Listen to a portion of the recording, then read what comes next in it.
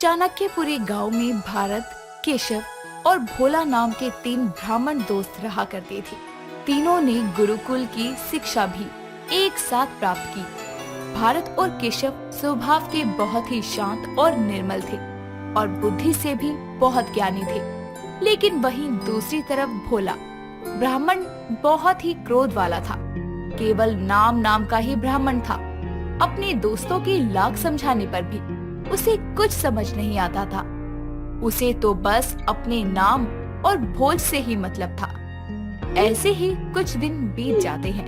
तभी एक दिन गांव में राजा के घर में ब्राह्मण भोज का न्योता आता है, जिसे सुनकर भोला ब्राह्मण अपने दोनों दोस्तों को बोलता है, अरे वाह, आज तो मजा ही आ गया केशव भारत। सुना तुमने, आज फिर भोज का न्योता आया है। आज तो जी भरकर भोज खाऊंगा। बोला, हम ब्राह्मण हैं, हमें हर चीज में धैर्य और बुद्धि से काम लेना चाहिए, लेकिन तुम्हें भोज को छोड़कर कुछ और दिखाई ही नहीं देता। केशव, तुम ये किसे समझा रहे हो? इसके पल्ले कुछ नहीं पड़ने वाला। तुम इसके साथ अपना समय नष्ट करने के सिवाय और कुछ नहीं कर रहे हो। तुम दोनों क्या मुझे मूर्ख समझते हो? भोज कौन सा रोज रोज आता है? कुछ ही दिन तो होते हैं भोज के। अब कोई उसमें भी पेट भरकर भोज न खाए तो क्या करे? भोज खाए, लेकिन दूसरों को भी खाने दे। भोज को भोज की तरह खाए, तुम्हारी तरह नहीं जो एक बार बैठ जाए तो दोबारा उठने का नाम ही ना ले। बस करो, तुम दोनों मौन धारण करो। दोनों अब आपस में ऐसे ही लड़ते रहोगे कि महल जाने की भी तैयारी करोगे। इतना कहकर तीनों ब्राह्मण महल की ओर चल पड़ते हैं। थोड़ी देर बाद जब तीनों महल पहुंचते हैं तो वहां की दासियां और सेवक उनकी बहुत आवभगत करते हैं। कुछ समय बीतने के बाद महल की रानी उनके पास आकर बोलती है, ब्राह्मण जी, हमारे राजमहल में आप सभी ब्राह्मणों का स्वागत है। आप लोग आराम से बैठकर जल पान करें। भोजन की शुरुआत होते ही मैं सेवकों के हाथों आपको सूचित करवा दूंगी। उचित है देवी। आप निश्चिंत रहिए देवी, हम ठीक हैं। देवी, कृपा करके भोज का प्रबंध थोड़ा शीघ्र ही करवा दीजिए। जी अवश्य ब्राह्मण जी, आपको दोबारा कहने की कोई आवश्यकता नहीं होगी। मैं हर एक बात का पूरा ध्यान रखूंगी। सेवक, ध्यान रहे ब्राह्मणों को किसी चीज का कोई कष्ट ना हो। रानी के इतना कहने पर भी भोला ब्राह्मण प्रतीक्षा नहीं कर पाता और थोड़ी देर बाद वो खुद ही बिना बुलाए भोज घर के सामने जा पहुंचता है और उसे सामने से रानी अपनी दासियों के साथ आती नजर आती है, जिन्हें देखकर भोला ब्राह्मण रानी को रोकते हुए रानी से कहता है, मुझसे अब और सब्र नहीं हो रहा। भोज के लिए जल्दी ही भोज शुरू करवाइए। आप चिंता ना करें ब्राह्मण देवता, मैं बस आपको ही बुलाने आ रही थी। चलिए, भोजन तैयार है, भोज कर लीजिए। रानी जी, मुझे लगता है इस ब्राह्मण को कई दिनों से भोजन नहीं मिला, इसलिए ये भोज के लिए इतनी जल्दी कर रहा है। चुप करो, तुम सब कहीं ब्राह्मण देवता ने सुन लिया तो अपना अपमान समझेंगे। जल्दी से इनके भोज की तैयारी करो। ब्राह्मणों के भोज के बाद ही भोज होगा। जी रानी। कुछ समय बाद सभी ब्राह्मणों को बुलाकर भोज शुरू किया जाता है। सभी ब्राह्मण धीरे धीरे अपना भोज समाप्त करके बैठ जाते हैं, लेकिन भोला ब्राह्मण का भोज समाप्त होने का नाम ही नहीं लेता। वो भोजन के ऊपर भोजन मांगता ही रहता है। सभी ब्राह्मण बड़ी ही हैरानी से भोला की तरफ देखते हैं, लेकिन भोला को इस बात से कोई फर्क नहीं पड़ता। वो तो बस अपने भोज में ही मस्त था। उसको उसके सिवा कुछ नहीं दिखता। कुछ देर प्रतीक्षा करने के बाद केशव ब्राह्मण भोला ब्राह्मण से धीरे से बोलता है, बोला, बस करो, कितना खाओगे? सभी ब्राह्मण का भोज समाप्त हो चुका है। सभी तुम्हारे भोजन का समाप्त होने का प्रतीक्षा कर रहे हैं। तो मैं क्या करूं? मेरा भोज अभी समाप्त नहीं हुआ है। भोज कोई रोज रोज थोड़ी ना मिलता है, मुझे खाने दो। बोला, सभी ब्राह्मण हमें देख रहे हैं, हमारा मजाक बन रहा है। बस करो, तुम तो ऐसे खा रहे हो जैसे कई जन्मों से तुम्हें खाना ही नहीं मिला हो। मैंने तुमसे कहा था कि हम इसके साथ जहाँ जाएंगे सब हमारा मजाक बनाएंगे, लेकिन तुमने मेरी एक नहीं सुनी।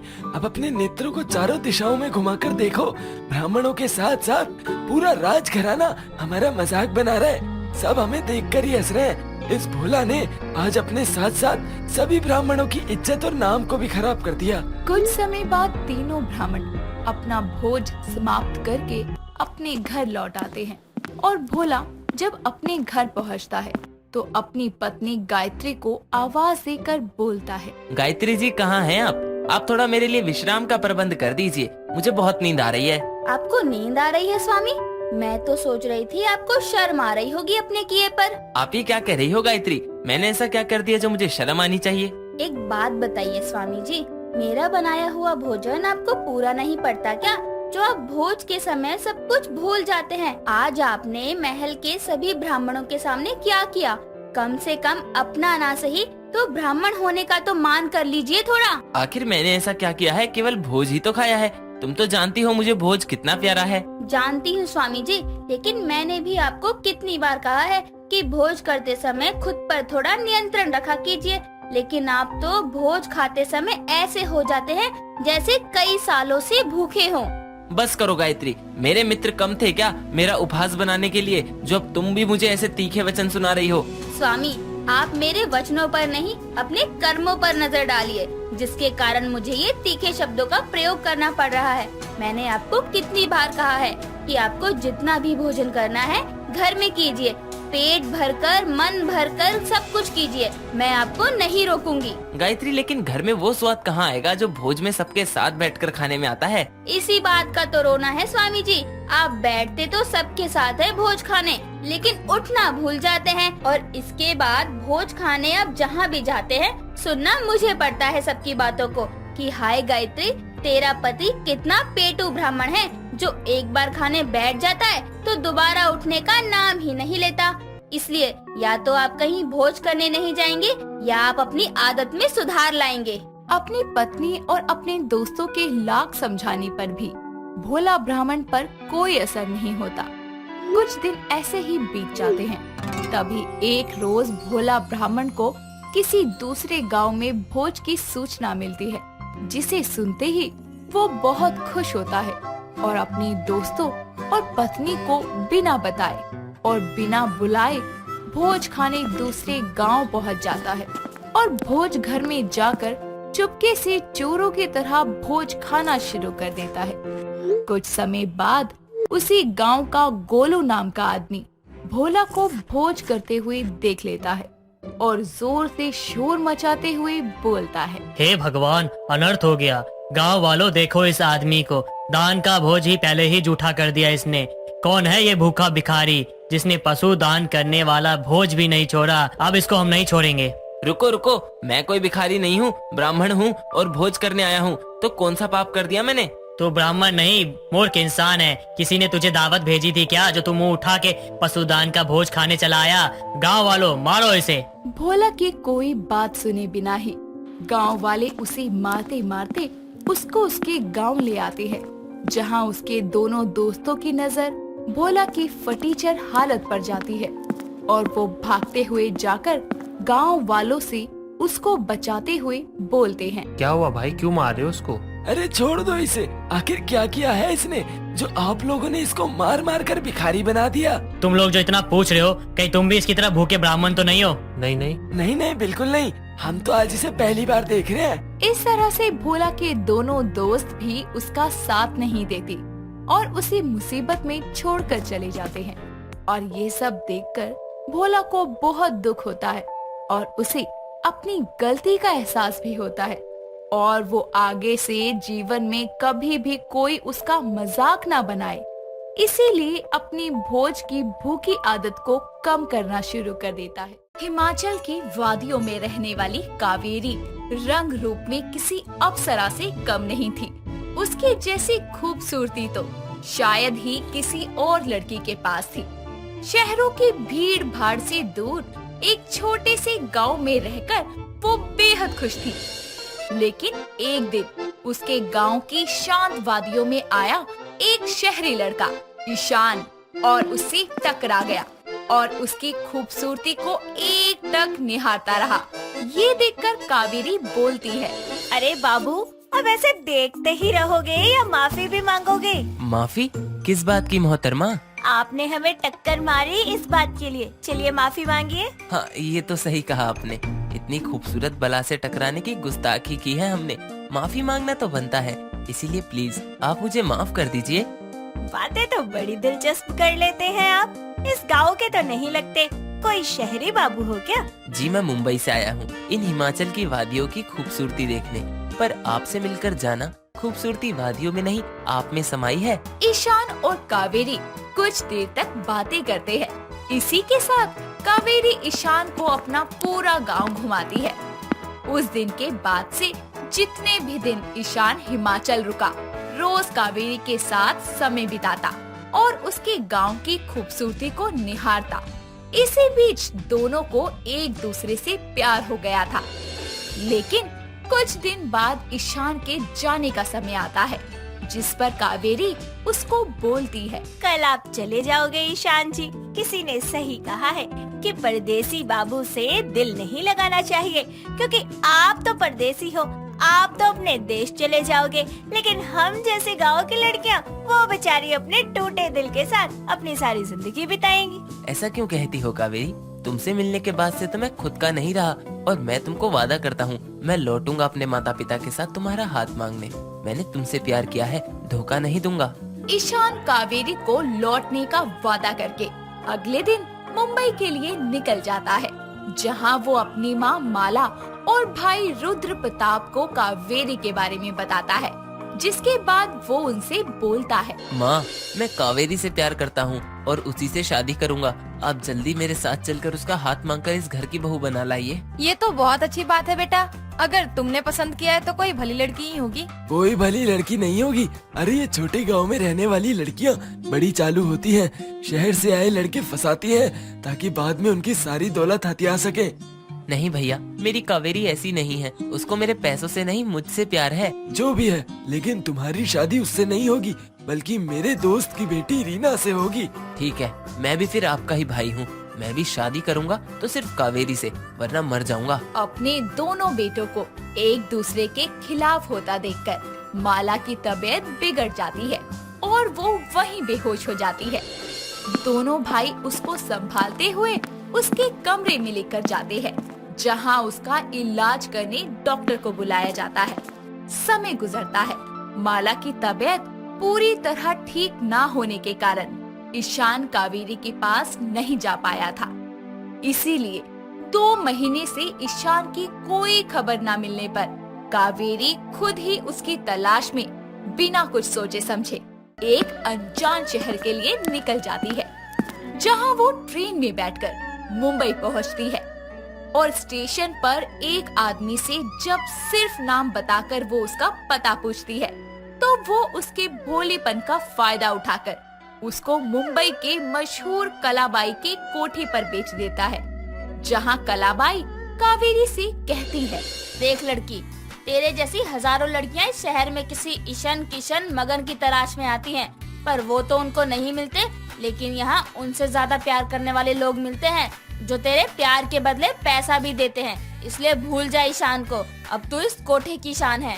नहीं, मैं यहाँ नहीं रहूंगी। मैं जा रही हूँ अपने ईशान बाबू को ढूंढने। कलाबाई कावेरी को 2-4 थप्पड़ लगाकर मजबूर कर देती है अपने कोठे पर नाचने के लिए और साथ ही उसको एक नया नाम देते हुए बोलती है, तेरी खूबसूरती को देखते हुए आज से मैं तेरा नाम सुंदरी बाई रखती हूँ। प्यार की तलाश में आई कावेरी कोठे की बदनाम गलियों में फंस कर रह जाती है, जहां आए दिन उसको लोगों की गंदी नजरों से अपनी इज्जत को बचाए रखते हुए जिंदगी गुजारनी पड़ती है। वहीं उसके पीछे से ईशान हिमाचल आता है, जहां उसको पता लगता है कि कावेरी उसकी तलाश में मुंबई आ गई है। ये सुनकर वो बोलता है, पता नहीं मेरी कावेरी कहाँ होगी, किस हाल में होगी। इतने बड़े शहर में वो कैसे दिन निकाल रही होगी। ईशान वापस आकर कावेरी को बहुत ढूंढता है, लेकिन उसका उसे कहीं पता नहीं चलता। उसको उदास देखकर उसका भाई रुद्र बोलता है, देख ईशान, तूने उस लड़की को ढूंढकर अपनी मनमानी कर ली, पर तू मेरी बात मानेगा, उसकी तलाश को बंद कर दे और मेरे दोस्त की बेटी से शादी कर ले। हाँ बेटा, क्योंकि शायद उस लड़की की किस्मत में इस घर की बहू बनना लिखा ही नहीं था, और तूने तो अपनी कोशिश की ना। भगवान की मर्जी के आगे हमारा कोई जोर नहीं चलता। मैं एक आखिरी कोशिश कर लूं, अगर फिर भी वो नहीं मिली तो जो आप कहोगे मैं वो करूँगा। ठीक है, तू कर ले। बाकी कल मैं तुझे एक ऐसी जगह लेकर चलूंगा जहाँ जाकर तू उस लड़की को एकदम भूल जाएगा। ईशान कावेरी के पोस्टर छपवाकर शहर के हर कोने में लगवाता है और उस पोस्टर पर कलाबाई के आदमियों की नजर पड़ते ही वो ये बात कलाबाई को बताते हैं और वो जाकर कावेरी को एक थप्पड़ मारते हुए बोलती है, ए छमिया, कलाबाई से चलाकी, किसके साथ तेरी आशिकी चल रही है जो तेरे पोस्टर गली नुक्कड़ पर लगाए घूम रहा है? मुझे क्या पता था, मैं जब से यहाँ आई हूँ एक कदम भी बाहर नहीं निकालने दिया है तुमने मुझे। मैं तुम्हारे सामने हाथ जोड़ती हूँ, मुझे जाने दो, मैं एक अच्छे घराने की शरीफ लड़की हूँ।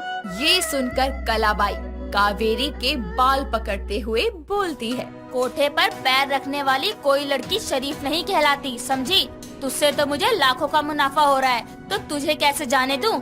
अब ज्यादा अपने दुखों की दुहाई मत दे और तैयार रहियो, कल शहर के बड़े रईस अपने भाई के साथ तेरा नाच देखने आ रहे हैं। कलाबाई से रोज मार खाते हुए भी कावेरी की हिम्मत टूटती नहीं है, लेकिन अब शायद उसके ईशान से मिलने की हिम्मत टूट चुकी थी, इसीलिए वो अपनी किस्मत पर रोते हुए बोलती है, प्यार के पीछे मैं अपनों को छोड़कर इस शहर में आई और यहाँ की इन बदनाम गलियों में फंस गई। हे भगवान, क्या गलती थी मेरी? अगर प्यार करना गलत है तो ठीक है, फिर यही है मेरी सजा। लेकिन अगर प्यार करना गलती नहीं है तो मुझे मेरे ईशान जी से मिलवा दो। कावेरी की पोस्टर छपवाने के बाद भी उसकी कोई खबर नहीं मिलती, जिसके कारण ईशान पूरी तरह टूट गया था। अगले दिन रुद्र अपने कहे मुताबिक उसको अपने साथ लेकर जाता है कलाबाई के कोठे पर, जहां वो नाचने वालियों का नाच देखने की बजाय आंखें झुकाकर उदास बैठा था। ये देखकर रुद्र कलाबाई को बोलता है, कलाबाई, क्या तुम्हारे कोठे पर हुस्न का कोई ऐसा पिटारा नहीं है जिसको देखकर मेरे भाई का झुका हुआ सर उठ जाए? एक ऐसी हूर की परी है रुद्र साहब, लेकिन उसकी कीमत जरा ज्यादा है। अच्छा, अगर उसकी झलक की भी कीमत ज्यादा है तो हम उसे बिना देखे ही सौदा करते हैं। बताओ तुम्हारी हूर की परी की कीमत। अभी के अभी हम उसको अपने मनोरंजन के लिए खरीदते हैं।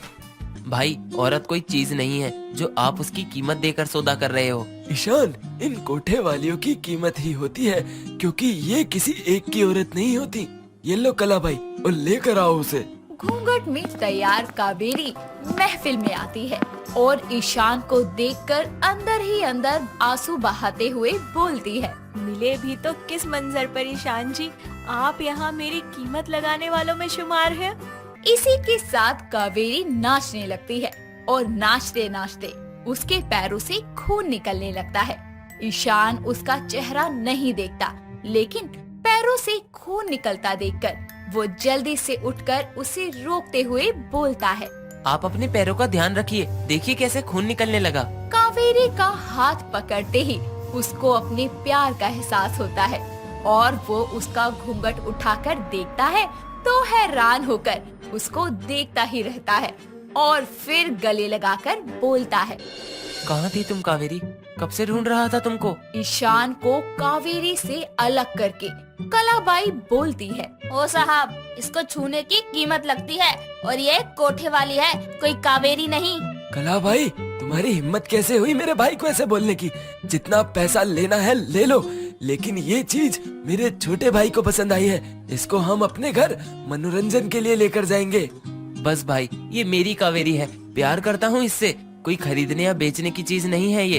अरे बाजार में वस्तुओं का मोल होता है, इंसानों का नहीं। शर्म आती है कि मैं ऐसे समाज में रहता हूँ जहाँ औरतों को चीज समझा जाता है। मुझे मेरी कावेरी मिल गई, अब मैं इसको लेकर आपके इस बदनाम समाज से दूर जाकर रहूंगा, जहाँ इसको कोई कोठे वाली नहीं बल्कि मेरी पत्नी के रूप में जानेगा। रुद्र अपनी कावेरी को सबसे दूर ले जाता है, जहाँ वो उसके साथ नई जिंदगी इज्जत के साथ शुरू करता है। दोस्तों, अगर आपको ये कहानी पसंद आई तो इसे लाइक करें, शेयर करें और कमेंट करके बताएं कि कहानी में आपको सबसे अच्छा क्या लगा।